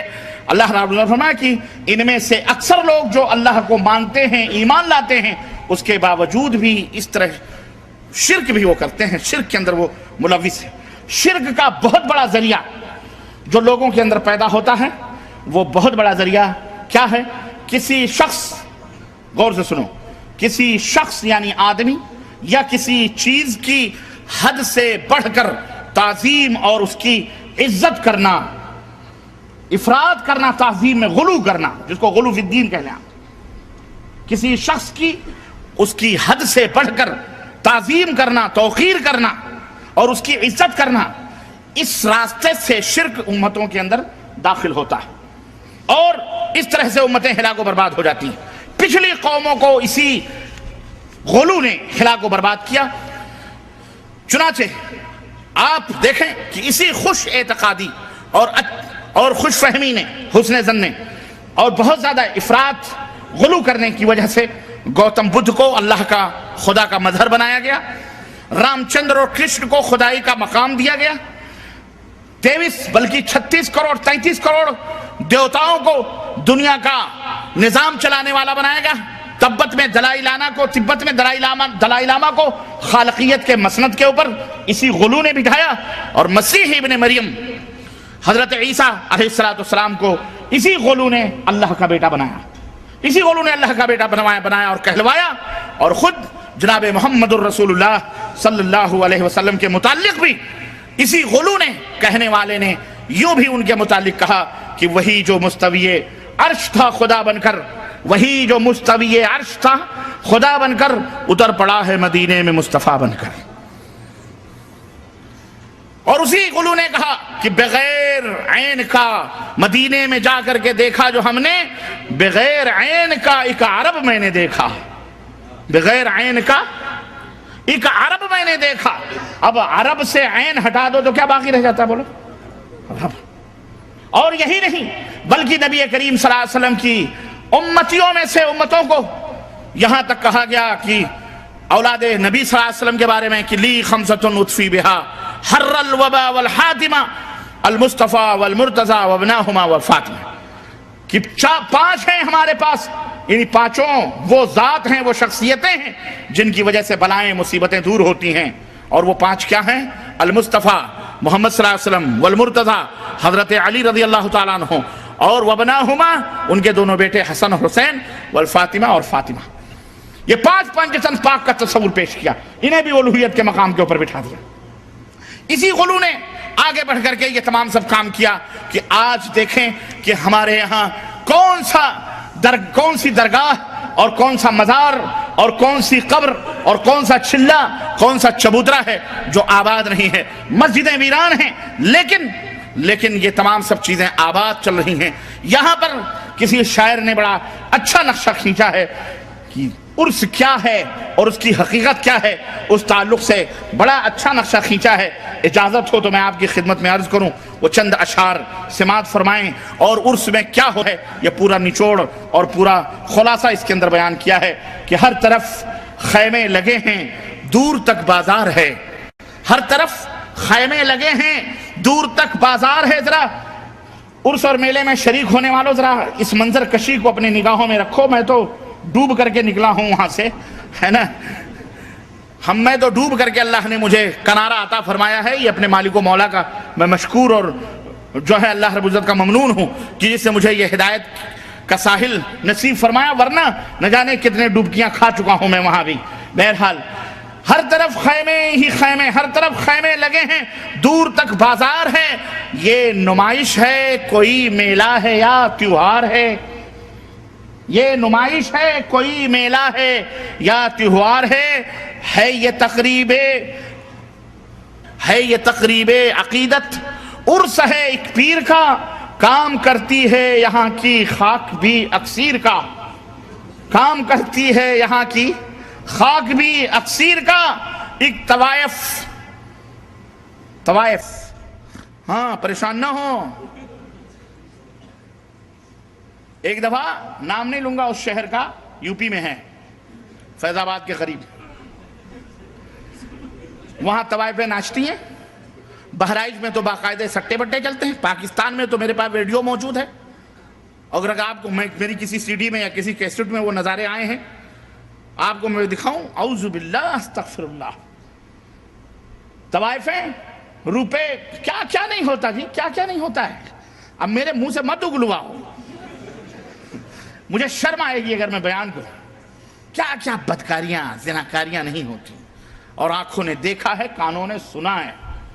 ہاں بچے نہیں ہوتے تو وہاں بچے مانگتے ہیں.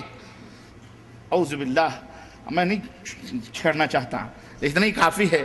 ایک طوائف گا رہی ہے سامنے درگاہ کے، ایک طوائف گا رہی ہے سامنے درگاہ کے، کیا مزے ہیں حضرت قبلہ سہاگن شاہ کے. ایک طوائف گا رہی ہے سامنے درگاہ کے، کیا مزے ہیں حضرت قبلہ سہاگن شاہ کے. عورتوں کی بھیڑ میں نظارہ ٹھوکر کھائے ہے، عورتوں کی بھیڑ میں نظارہ ٹھوکر کھائے ہے. اس ہجوم رنگ و بو میں کب خدا یاد آئے ہے، اس ہجوم رنگ و بو میں کب خدا یاد آئے ہے. مقبروں کی جالیوں پر عرضیاں لٹکی ہوئی، مقبروں کی جالیوں پر عرضیاں ہوتی کہ نہیں ہوتی. مقبرے تو مقبرے، وہ قرب و جوار کے پیڑ بھی بد شکل ہو جاتے ہیں. پیڑوں پر، درختوں پر، پتیوں پر، جہاں چاہتے. عورتیں چوٹیاں کھول کھول کے باندھ رہی ہیں، ربنیں باندھ رہی ہیں، چوڑیاں لٹکا رہی ہیں، سب ہو رہا. مقبروں کی جالیوں پر عرضیاں لٹکی ہوئی، یہ وہ منزل ہے جہاں ہے نیکیاں بھٹکی ہوئی. عرضیاں، مقبروں کی جالیوں پر عرضیاں ان کو سب سے بڑی پریشانی یہ تھی کہ آپ عرس کا نقشہ کھینچو گے کیسے. ارے ہم نے کہا ہمیں کھینچنے کے، نانی کے آگے ننیحال کا تذکرہ. ابھی ہم سے پوچھو نانی کا تذکرہ کیسے ہوتا ہے، ننیحال میں ہم رہنے والے. ہمیں آپ سکھائیں گے، آپ تو کہیں دیکھے ہوں گے، یہاں تو کر کے نکلے ہیں ہم وہاں سے. بھائی مقبروں کی جالیوں پر عرضیاں لٹکی ہوئی، یہ وہ منزل ہے جہاں ہے نیکیاں بھٹکی ہوئی. ان میں لکھا ہے، کیا لکھا ہے؟ ان میں لکھا ہے ہماری جھولیاں بھر دیجئے. صابر سنوارتے ہیں بگڑا ہوا مقدر،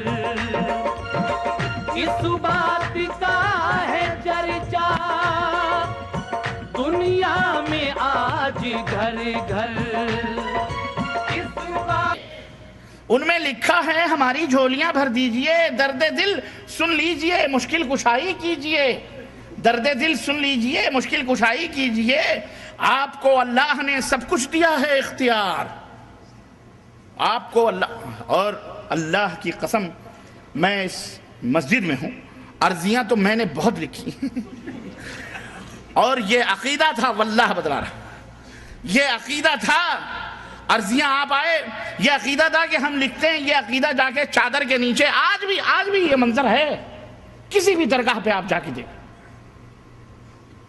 چادر کے نیچے وہ عرضیاں رکھی جاتی ہیں، اور یہ عقیدہ رکھا جاتا ہے کہ بابا باقاعدہ اس کو پڑھتے ہیں، مشکل کشائی کرتے ہیں، اور ایک عرضیوں پر مرغا دیکھ کر کے ہم سوال کرتے تھے، کیونکہ وہ پوچھتے تھے کہ حضرت اس کا کچھ نظر آنا، دیکھ لیتے تھے، اگر پھٹا پرانا ہے تو دے دو 10-15 روپے دے دو، اور اگر ذرا اپ ٹو ڈیٹ ہے، ہاں 125 روپے، 2.25 ضرور لگتا تھا، جیسے ہمارے ہاں نکاحوں میں لگتا نا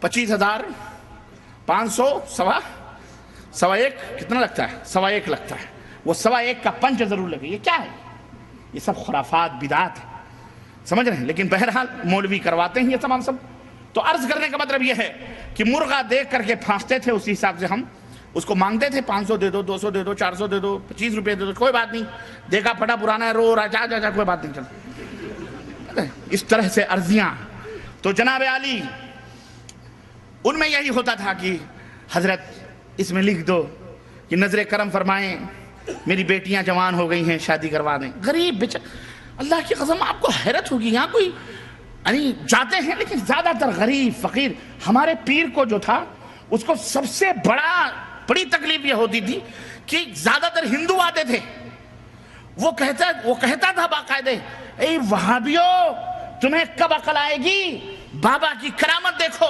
کہ ہندو بھی مانتا ہے اور کھچا ہوا چلاتا ہے، یا وہابی بدعقیدہ مانتا ہی نہیں، آتا ہی نہیں ہے، اب سمجھ میں آتا وہابی کیوں نہیں جاتے تھے، ہاں وہابیوں کی سمجھ میں خوب آتا ہے کہ وہاں کیا ہوتا ہے، ہندو مانتے تھے، ہندو تو خوب آتے تھے، خوب، ان کا تو ہر حرکت کرنے والی چیز ان کے ہاں کیا ہے، ہاں بھگوان ہے، اللہ ہے، سب کچھ مانتے ہو، ان میں لکھا ہے ہماری جھولیاں بھر دیجئے، آپ کو اللہ نے سب کچھ دیا ہے اختیار، میرا گل بھی ہے بہت مدت سے بے فصل بہار، میرا گل بھی ہے بہت مدت سے بے فصل بہار، یہ ملیدے، یہ بتاشے، یہ مٹھائی کے طباق، اوہو چھوٹ گئے، یہ وہابی جو ہے نا بڑے خشک مزاج لوگ ہیں، یہ تو کرایہ بھی بڑا چھانٹ کے دیتے ہیں کہ حضرت آپ کا کرایہ کتنا ہو، 1 پیسہ نہ ادھر نہ ادھر، وہاں تو نظر ہی نظرانے تھے، اللہ کی قسم بتلا رہا ہوں، پیر تک چمایا ہے ہم نے، اللہ معاف فرمائے، گھٹنے تک چومے ہیں، واللہ بتلا رہا ہوں، اور روب اتنا رہتا تھا کہ آنکھیں نکل گئی تو ہاتھ جوڑ کے فوراً کانپنے لگتے تھے، آدمی جب مشرک ہوتا ہے اسے ہر چیز سے خوف لگتا ہے، حاجی صاحب ہیں 7 نہیں 10 حج کیا ہوا ہے، بازار جا رہے ہیں، تھوڑی دیر میں منہ لٹکائے ہوئے آ گئے، حجن اماں نے پوچھا کیا ہوا، بازار جا رہے تھے لوٹائے، وہ بیگم بلی نے راستہ کاٹ دیا، خوف کا عالم، یہ دیکھو شاہ صاحب آ گئے، اللہ ہی خیر کرے، توصیف الرحمن راشدی، یہ سیدوں نے بہت بیڑا غرق کیا ہوا ہے، یاد رکھو، اور یہی بیڑا پار کروائیں گے، ہے نا، یہی بیڑا پار بھی کروائیں گے، آ جاؤ، اچھا چلو ٹھیک ہے، عرض کرنے کا مطلب یہ ہے انہوں نے خوب لوٹا ہے، اذان ہونے والی ہے، دیکھو کوئی اشعار پڑھ لوں جو اذان کہہ لو بھی نماز پڑھ لیتے ہیں، پھر اگلی قسط باقی رہے گی آپ کے ہاں، آؤ گے اگلے دفعہ انشاءاللہ 2 قسطیں ہماری رہ جا رہی ہیں، ایک قسط باقی ہے ادھر شہر میں عزیزیہ میں، اس کا موضوع ہے بنت حوا کی پکار، فرسٹ پارٹ ہو گئی ہے، سیکنڈ پارٹ باقی ہے، اور یہ ہے عرس کیا ہے، اور اس موضوع پر میری کتاب بھی آئے گی انشاءاللہ اس تقریر کے بعد، میں ترتیب دوں گا اور آپ کو انشاءاللہ تعالی پہنچے گی آپ تک، خریدو گے کہ نہیں خریدو گے، چلو اللہ کسی اہل خیر کو دے تو فری میں بھی بڑھ سکتی ہے کہ نہیں، لیکن انشاءاللہ میں اس کے اوپر قلم اٹھاؤں کیوں ضروری ہے، ذرا لکھوں گا میں، آپ کو اللہ نے سب کچھ دیا ہے اختیار، میرا گل بھی ہے بہت مدت سے بے فصل بہار، یہ ملیدے، یہ بتاشے، یہ مٹھائی کے طباخ خوب آتے ہیں، خوب آتے ہیں۔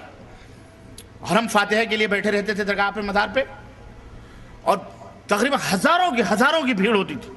کون ظالم قل اعوذ برب الفلق، قل اعوذ برب الناس، قل یا ایھا الکافرون، سورہ فاتحہ اور قل هو اللہ، اور اس کے اوپر ان اللہ ملائکتہ یصلون علی النبی یا ایھا الذین آمنوا صلوا علیہ وسلموا تسلیما، اللہم صل، اتنا لمبا چوڑا پورا پڑھ کے کون فاتحہ دے؟ جبکہ لائن لگی ہوئی ہے مٹھائیوں کے دونوں، 10 کلو، 5 کلو، 2 کلو، جس کی جو توفیق ہوتی ہے وہ باقاعدہ جناب مٹھائیاں چلتی ہیں، میلہ لگا ہوا، وہاں سے خرید کر کے نذرانے آ رہے ہیں۔ ایک اتنا بڑا مٹکا رہتا تھا ہمارے بغل میں، جسے آرڈر یہ تھا کہ 15-20 منٹ میں یہ فل ہونا چاہیے، اللہ کی قسم۔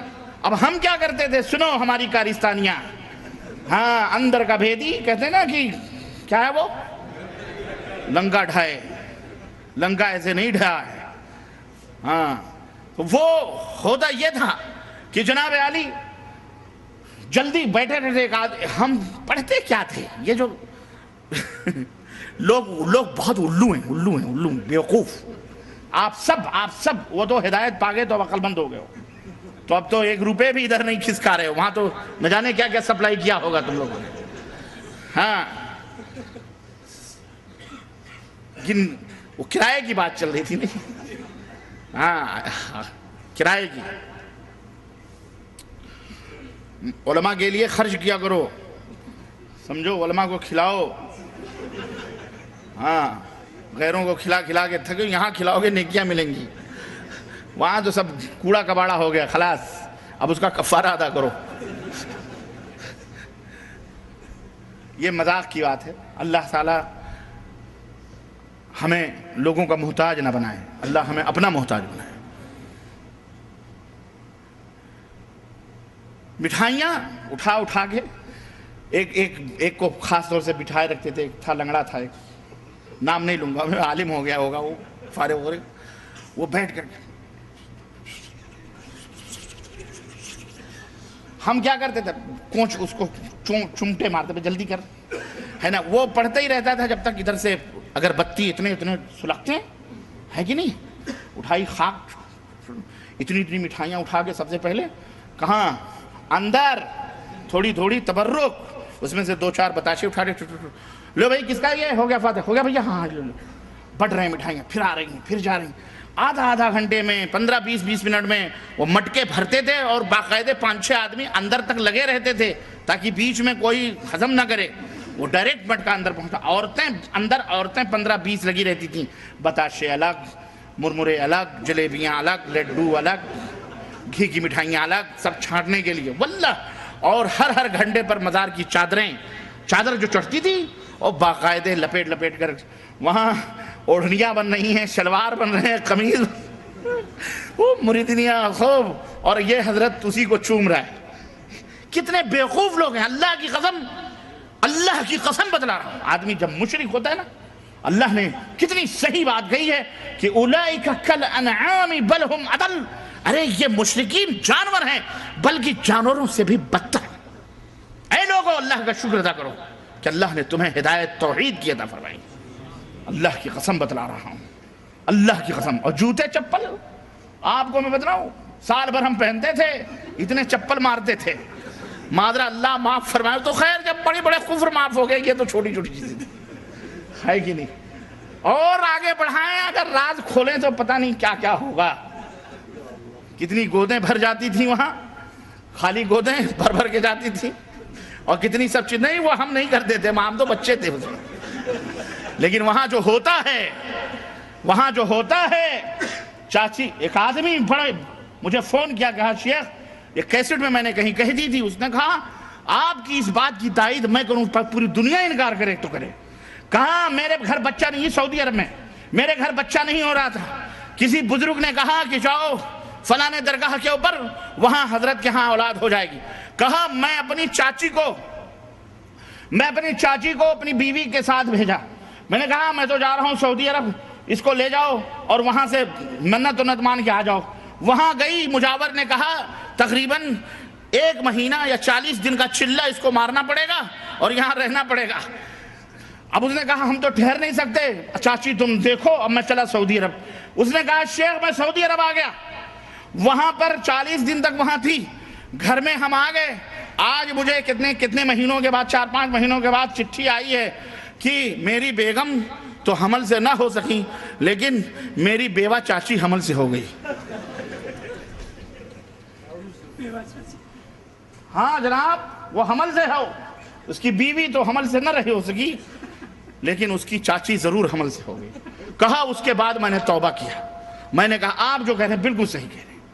ہم نے کہا چلو ٹھوکر لگنے کے بعد تمہیں سمجھ میں آئی, کاش اس سے پہلے سمجھ میں آتی تو کم از کم چاچی کی بھی آبرو بچ جاتی. چاچی کی آبرو گنوانے کے بعد تجھے سمجھ میں آئی اللہ کے بندے.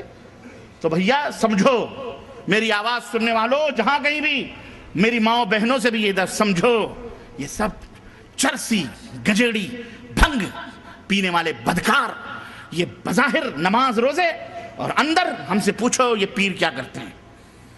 اللہ کی قسم وہ بھیانک, وہ شیطانی منحوس چہرے, قادری بن جاؤ, چشتی بن جاؤ, نقشبندی بن جاؤ, یہ سب چونچلے بازیاں, ڈھکوسلے.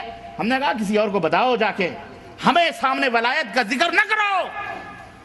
ہمارے سامنے ہمیں یہ برہنہ نظر آتے ہیں. یہ کون تھے؟ یہ اسمگلر, یہ چرسی گنجی بھنگ ایک وقت کی. اور نماز پڑھ لینے سے کیا ہوتا ہے؟ نماز پڑھنے سے کیا ہوتا ہے؟ نماز تو شیعہ بھی پڑھتے ہیں, نماز تو قادیانی بھی پڑھتے ہیں. پڑھتے کہ نہیں پڑھتے؟ تم سے زیادہ اچھے میں احمدیہ ٹی وی دیکھو, تم سے زیادہ خوبصورت نظر آئیں گے, تم سے زیادہ وائٹ منظم, تم سے زیادہ خوبصورت مسجدیں ان کی, تم سے زیادہ نمازی. اور نمازی پڑھنے والے تو نبی کے زمانے میں خوارج بھی تھے, جن کے بارے میں اللہ کے نبی نے فرمایا کہ تحقرون صلاتکم عند صلاتہم, یہ خوارج نماز پڑھیں گے, ایسے پڑھیں گے کہ میرے صحابہ تم اپنے نماز کو ان کے مقابلے میں حقیر سمجھو گے. لیکن وجدتہم لقتلتہم قتل عاد, لیکن اگر یہ ہمیں مل گئے ہمارے زمانے میں تو جیسے قوم عاد کو قتل کیا گیا تھا میں ان سے قتال کروں گا. نماز پڑھنے, نماز روزے کو تم نے یہ سمجھ لیا یہی ٹائٹل ہے, لمبی داڑھی کر لی, نماز پڑھ لیا, پگڑ باندھ لیا, جگہ باندھ لیا, ہو گیا بہت بڑا ولی اللہ ہو گیا. یہ نہیں علامت ہے. سب سے پہلی علامت ایمان کی یہ ہے کہ وہ موحد ہونا چاہیے. کیا ہونا چاہیے؟ موحد ہو. اور اس کے بعد سنت نبی حضرت محمد الرسول اللہ صلی اللہ علیہ وسلم کی سنت کا پابند ہو. یہ نہیں کہ وہ آسمانوں میں اڑ رہا ہے تو بہت بڑا ولی اللہ ہے. نہ, دیکھو وہ نبی کی سنت کا پابند ہے کہ نہیں ہے, سنت کے مطابق اس کی نماز ہے کہ نہیں ہے, سنت کے مطابق اس کی زندگی ہے کہ نہیں ہے. بعد میں اس کی داڑھی, اس کی مونچھ دے کر کے دھوکہ کھانا. خیر یہ سب ہوتا تھا, چھوڑیں آپ اس کو, کیا کریں گے. اللہ تعالیٰ نے وہ چھڑوا دیا. دنیا کی رنگ رلیاں تھیں, مزے تھے, لیکن ہم کو اللہ نے, آپ کو بھی اللہ ہدایت دے, ہمیں بھی ہدایت دی. اللہ کا شکر ادا کرو. چادریں, یہ ملیدے, یہ بتاشے, یہ مٹھائی کے طباخ, یہ عقیدے کا تموج, یہ وفور اشتیاق. چادریں چڑھتی ہوئی, ڈھولک بھی ہے بجتی ہوئی. ہاں, ڈھولک بھی بجتی ہے اور چادریں بھی. چادریں چڑھتی ہوئی, ڈھولک بھی ہے بجتی ہوئی. یہ موحد ہیں جو پوجا کر رہے ہیں پیر کی. یہ کون ہیں؟ اپنے آپ کو مسلمان کہتے ہیں. یہ موحد ہیں, یہ موحد ہیں جو پوجا کر رہے ہیں پیر کی. کوئی سجدے میں جھکا ہے, کوئی مصروف طواف, چکر لگ رہے ہیں قبر کے. کوئی سجدے میں جھکا ہے, کوئی مصروف طواف, تھام رکھا ہے کسی نے دونوں ہاتھوں سے غلاف. اور اب تو عالم یہ ہے کہ آپ صرف سر جھکائیں نا, مجاور پورا ڈھکیل دیتا ہے. اور چادر اڑا کر, چادریں باقاعدہ اوپر ڈال دیتا ہے. اچھے سے کر لے بیٹا. اور بعض مزارات, اللہ معاف فرمائے, یہ مجاور اتنے بدماش ہوتے ہیں کمینے, باقاعدے چادروں کے نیچے لڑکیاں جو جاتی ہیں نا, ان کے ہاتھ پکڑ کے ٹھٹولتے ہیں. واللہ بتا رہا ہوں,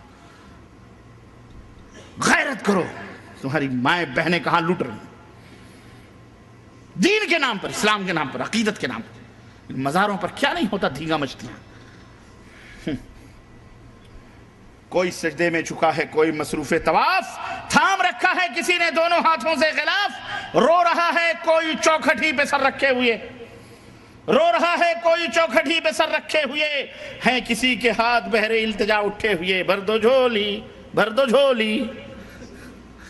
ہاں یہ جا کے دیکھو داتا گنج حجویری کے مزار پر، پاک پٹن جا کے دیکھو، جا کے دیکھو اجمیر میں، جا کے دیکھو کلیر میں، بہرائچ میں، جا کے دیکھو ان مزاروں درگاہوں پر۔ مولوی ہمیں عرس کا معنی بتلانے چلا ہے، کیا نیاز فاتح قرآن اوران پڑھ لو یہی عرس ہے؟ کس مولوی بس ذات بتائے گا یہی چیز کا نام عرس ہے؟ یہی عرس میں ہوتا ہے بس؟ وہ بات آئے گی بہرحال۔ رو رہا ہے کوئی چوکھٹی پہ سر رکھے ہوئے، ہے کسی کے ہاتھ بہر التجا اٹھے ہوئے، ہن برستا ہے، ہن یعنی برکت، ہن برستا ہے یہاں، ہن مانے سونا بھی ہوتا ہے، ہن برستا ہے یہاں چاندی اگاتی ہے زمین، ہن برستا ہے یہاں چاندی اگاتی ہے زمین، آخرت کی یاد اس جاں پاؤں رکھ سکتی نہیں، وہاں آخرت یاد آئے۔ اللہ کے نبی نے کیا فرمایا تھا؟ كنت نهيتكم عن زیارت القبور فزوروها، میں نے تمہیں قبروں کی زیارت سے روکا تھا۔ یہ حقیقت دیکھو اللہ کے نبی بتا رہے ہیں، کیوں روکا تھا معلوم ہے؟ کہ جیسے یہود و نصارہ گمراہ ہوئے کہیں یہ نہ ہو جائے، لیکن اب میں تمہیں اجازت دیتا ہوں تم قبروں کی زیارت کرو، کیوں؟ فَإِنَّهَا تُذَكِّرُكُمُ الْآخِرَةِ، اس لیے کہ قبروں کی زیارت تمہیں آخرت کی یاد دلائے گی۔ آخرت یاد آتی ہے وہاں، وہ بچتی ہوئی پائلیں، وہ ڈھولک کی تھاپ، وہ رنگ برنگی لڑکیاں، وہ عورتیں، وہ لپسٹک، وہ پاؤڈر، وہ زلفیں کھلی ہوئی، وہ کالے کالے آنکھیں، وہاں تمہیں آخرت یاد آئے گی۔ اور اس کے اوپر عطر اور فوارے، اور اس کے اوپر گلاب اور پھول اور وہ پتیاں اور وہ مٹھائیاں، وہاں تو عیش و عشرت ہے، وہاں آخرت یاد آنی ہے۔ تو جاؤ کسی ایسی قبر، یہ سعودی عرب کے قبرستان میں جاؤ کبھی شام کو صبح کو زیارت کرنے، تمہیں موت ہی نہ یاد آئے تو بھی بولنا کہ ربانی تو کیا بول رہا ہے۔ ان مزاروں پہ آخرت یاد آتی ہے، یہاں تو دنیا داری ہی دنیا داری ہے۔ آخرت کی یاد اس جا پاؤں رکھ سکتی نہیں، اور زائروں کے خود مجاور ہی جھکا دیتے ہیں سر، زائروں کے خود مجاور ہی جھکا دیتے ہیں سر، مور کے پنکھوں کے سائے میں کلاوے باندھ کر، مور باقاعدے پنکھے جھلے جاتے ہیں، وہ بیچارہ فقیر مجاور لگا، اس کو بھی 100-250 کی فکر رہتی ہے، پنکھے جھلتا رہتا، جیب میں نوٹیں جاتی رہتی ہیں اس کے بھی، کوئی خالی نہیں رہتا، یہ کوئی مقصد نہیں کوئی کرتا، ہاں سب لگے بندھے رہتے ہیں۔ ہے یہ تعلیم نبی، فرمان قرآن کریم، سنو ہے، اب یہ تعلیم ہو رہی ہے، تمہیں نصیحت ہو رہی ہے، یہ تعلیم نبی فرمان، ہے یہ تعلیم نبی فرمان قرآن کریم، ہے ہر ایک بدعت دلالت، شرک ہے ظلم عظیم، بدعتوں ہی بدعتوں کی ہر طرف شیشہ گری، بدعتوں کی ہر طرف شیشہ گری، اس طرح تردید فرمان رسول اللہ کی، اور مدعی توحید کے اور شرک سے یہ ساز باز، مدعی توحید کے اور شرک سے یہ ساز باز، ایک طرف قبروں پہ سجدہ دوسری جانب نماز، ایک طرف قبروں پہ سجدہ دوسری جانب نماز، التجا فریاد استمداد غیر اللہ سے، التجا فریاد استمداد غیر اللہ سے، یہ نہیں ہے شرک تو پھر شرک کس کا نام ہے؟ یہ نہیں ہے شرک تو پھر شرک کس کا نام ہے؟ لوگوں سنو، تابکہ یہ کھیل دنیا کو دکھایا جائے گا، تابکہ یہ کھیل دنیا کو دکھایا جائے گا، اور مذہب کا توحید کا کب تک اڑایا جائے گا؟ مذہب کا توحید کا کب تک اڑایا جائے گا؟ میرے عزیزوں، میرے دوستوں اور بھائیوں، اس لیے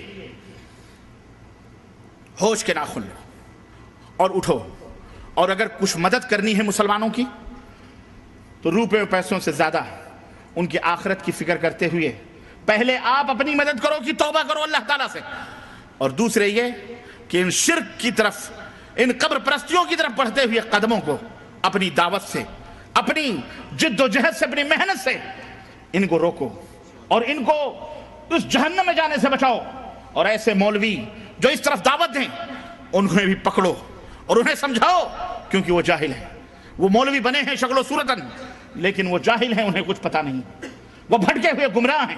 یہ ہماری آپ کی ذمہ داری ہے کہ یہ عرس، یہ میلے جہاں کہیں بھی، ڈرو نہیں، اللہ سے ڈرو، اور کسی سے مت ڈرو، ان کے خلاف آواز بلند کرو، ان کے خلاف کھڑے ہو، اور اپنے محلے، اپنے قریے، اپنے بستی، اپنے ملک، اپنے وطن، جہاں کہیں بھی تم رہتے ہو، حکمران ہیں، کچھ بھی ہیں، انہیں نصیحت کرو کہ یہ تمام سب یہ تمام سب شرک ہے. یہ مسلمانیت نہیں، اسلامیت نہیں، یہ یہودیت، نصرانیت، ہندویت ہے. یہ اسلام سے اس کا کوئی رشتہ اور تعلق بولو نہیں ہے. یہ ہی ہماری دعوت ہے. یہ پہلی قسط ہے. یہ کیا ہے یہ؟ ہاں، اس کے شکوک و شبہات انشاءاللہ اگلی قسط میں، اگلے زندگی رہی اور آپ نے یاد کیا تو اگلی دفعہ اسی مسجد میں انشاءاللہ تعالی اس کی حقیقت بیان ہوگی انشاءاللہ تعالی.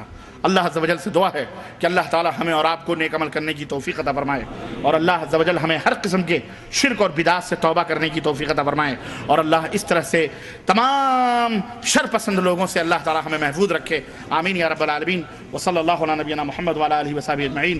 والسلام علیکم ورحمۃ اللہ وبرکاتہ.